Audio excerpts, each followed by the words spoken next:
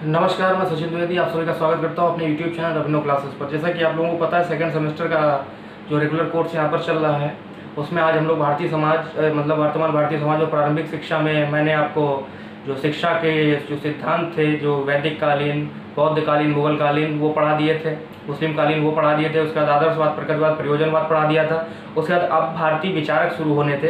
बीच में मैंने एजुकेशन 3 के पार्ट को लिया, इसमें RTI आप लोगों ने पढ़ा, जिसमें अभी हम लोग मेघालय अगले में डिस्कस करेंगे। तो अब उसी सीरीज़ को आगे बढ़ाते हुए हम लोग बात करेंगे आज ये जो हमारे 5 भारतीय विचारक हैं, उनमें पहले विचारक हैं रविन्द्रनाथ टैगोर। रविन्द्रनाथ टैगोर के बारे में हम लोग बात करेंगे। यहाँ से तकरीबन आपको 3 से 4 नंबर का पेपर में मिलेगा रविन्द्रनाथ टैगोर से, चाहे वो बहुविकल्पी हो, चाहे वो अति लघुत्तरी हो या लघुत्तरी प्रश्न हो। ठीक है, लघुत्तरी प्रश्नों के लिए मैंने एक PDF तैयार किया है, नंबर नीचे आपको दिख रहा होगा। इस नंबर पे आप व्हाट्सएप करेंगे, वो PDF आपको मिल जाएगा।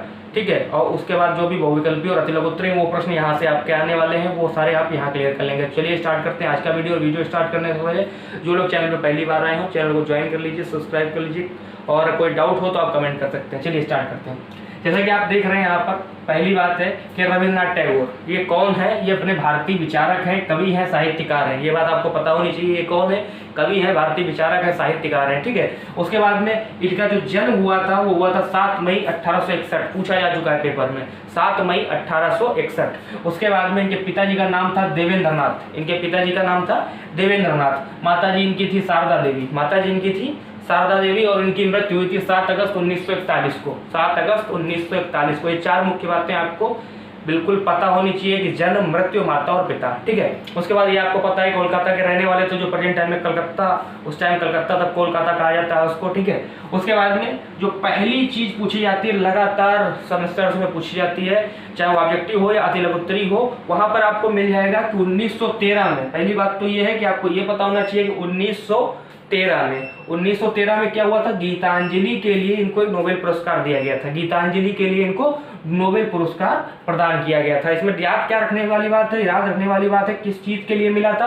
तो गीतांजलि के लिए मिला था। और कब मिला था? ये 1913 में मिला था इनको। ठीक है, ये 2 चीजें याद रखने वाली है। तीसरी बात क्या है कि जो पूछी जाती है 1901 में इन्होंने विश्वविद्यालय की स्थापना की थी, जिसे शांति निकेतन के नाम से जानते हैं। जिसे शांति निकेतन के नाम से जानते हैं। ये जो जरूरी फैक्ट्स है वो ही सारे मैं आपको देने की कोशिश कर रहा हूँ। उसकी स्थापना की थी, और वर्तमान में इसे विश्व भारती के नाम से जानते हैं। वर्तमान में इसे विश्व भारती के नाम से जानते हैं। उसके बाद में कहा ये आप नाम से जाना जाता है। और ये शांति निकेतन से विश्व भारती हुआ था 1922 में। ये पूछा हुआ क्वेश्चन है। देखिए, क्वेश्चन में कभी कभी डाउट होता है, 1921 भी मिलता है, कहीं कहीं 1920। चूंकि 1921 के अंत में ऐसा किया गया था, तो कुछ विचारधारक उसकी जो स्थिति है 1922 में मान लेते हैं। ठीक है, तो 1921 अगर ऑप्शन में होगा तो 1922 नहीं होगा, 1922 अगर ऑप्शन में होगा तो 1921 नहीं होगा। तो जो आपको मिले आप उसको ऑप्शन में टिक कर सकते हैं। ठीक है, उसके बाद में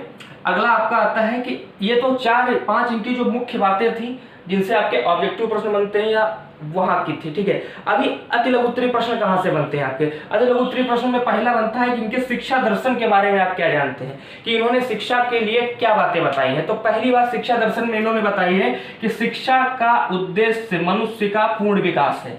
ये बात पूछा गया स्टेटमेंट है कि शिक्षा को पूर्ण विकास किसने कहा है? शिक्षा के माध्यम का जो मुख्य उद्देश्य है वो पूर्ण विकास है। ये बात किसने कही? तो ये बात रविन्द्रनाथ टैगोर जी ने कही है। ठीक है, उसके बाद दूसरा क्या है? शिक्षा का संबंध जीवन से। जीवन से मतलब क्या है? जीवन से मतलब यह है कि शिक्षा इस प्रकार की होनी चाहिए कि जो जीवन में कार्य आए। ठीक है, शिक्षा इस प्रकार की होनी चाहिए जो जीवन में कार्य आए, इसका मतलब यह है। तीसरा क्या है? बच्चों की स्वतंत्रता पर बल।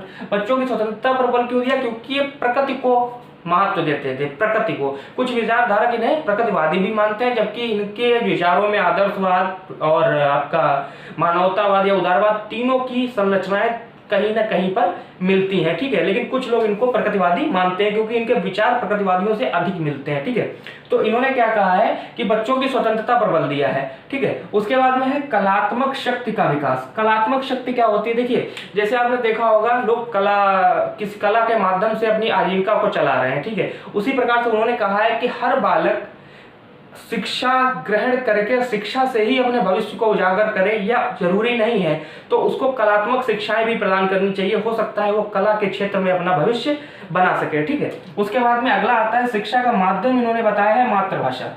शिक्षा का माध्यम इन्होंने मातृभाषा इसलिए बताया है क्योंकि इनका कहना था कि जो मातृभाषा है वो मातृभाषा ही है जिसमें हमें अपनत्व का आशय होता है। अपनत्व का मतलब एक तरीके से हम कह सकते हैं कि हमें अपनेपन का आभास होता है, वो मातृभाषा से ही हो सकता है, अन्य किसी भाषा से नहीं हो सकता, ठीक है। उसके बाद इन्होंने शारीरिक दंड को स्थान नहीं दिया है। देखिए, शारीरिक दंड को स्थान किसी भी शिक्षाविद ने नहीं दिया है, ठीक है। शारीरिक दंड का जो प्रावधान है वो किसी भी शिक्षाविद ने नहीं दिया है, ये कहीं पर भी आए वो गलत होता है, ठीक है। उसके बाद में पाठ्यक्रम में इन्होंने बताया है कि इतिहास, विज्ञान, भूगोल, साहित्य, नाटक, भ्रमण, बागवानी और हस्तकला, ठीक है, ये मुख्य रूप से इन्होंने बताई है। और मैं आपको एक चीज और भी बताऊं कि जैसे कि आप किसी भी शिक्षा शास्त्री को पढ़ रहे हैं या किसी भी शिक्षा शास्त्री के बारे में जान रहे हैं, उन्होंने इन सभी अधिकतर इतिहासकारों शिक्षाविदों ने इन्हीं जो मतलब विषय है इनको ही कहा है। तो अगर आप एक बार भी किसी एक को ध्यान से पढ़ लेंगे तो सब कुछ लगभग मिलता जुलता है, थोड़ी चीजें ही बदलती हैं, ठीक है। उसके बाद में आपका आता है कि अध्यापक को क्या इन्होंने माना है। अध्यापक को क्या माना है, तो अध्यापक को इन्होंने शिक्षा का आधार माना है, छात्रों का मार्गदर्शक माना है, और कहा है कि शिक्षक एक ऐसा जलता दिया है, शिक्षक एक ऐसा जलता दिया है जो अपने छात्रों को ज्ञान द्वारा अपने ज्ञान से छात्रों के ज्ञान को प्रज्वलित करता है, ठीक है। ये स्टेटमेंट है इनका, मतलब इन्होंने जो अध्यापक है उसको एक दिए की भांति या दिए की उपमा दी है, दिए से तुलना की है, ठीक है। और उसके बाद इनकी कुछ शिक्षण विधियां हैं जिनमें क्रिया द्वारा का मतलब ही है कि बालक करके सीखे, ठीक है। जैसे किसी बालक को आपको बताना है कि पेड़ कैसे लगाया जाता है, इससे अच्छा बताइए कि आप किसी पेड़ को उससे लगवा दीजिए, वो क्रिया करके सीख लेगा कि पेड़ को कैसे लगाया जाता है, ठीक है। दूसरा है भ्रमण, जैसे आपको किसी कहानी कथन को उसको सुनाना है, जैसे कि आपको कहना है कि इस राज्य में इस प्रकार की घटनाएं हुई थी या वहां पर ऐसे हुआ था, तो इसको अगर वहां पर ले जाएंगे तो वह अच्छे से उस चीज को सीख सकेगा, ठीक है। वाद विवाद, जिसको आप ग्रुप डिस्कशन भी कर सकते हैं, वाद विवाद होता है, आपस में दो ग्रुप बनाए गए हैं, उनमें वाद विवाद होता है, उससे भी हम लोग जान सकते हैं, उससे भी हम लोग शिक्षा ग्रहण कर सकते हैं। और आखिरी में आता है खोज करके अन्वेषण विधि नील आर्मस्ट्रांग की है, तो ये तो आपको पता ही होगा। और कहने का मतलब है कि जिन कुछ चीजें कॉमन होती है, जैसे शिक्षण विधियां, पाठ्यक्रम या जो उद्देश्य, इनमें से अगर आप ये 4-5 याद कर लेते हैं तो आप चाहे जिस भी शिक्षा विधि में लिख दीजिए, ये गलत नहीं मानी जाती है, ठीक है।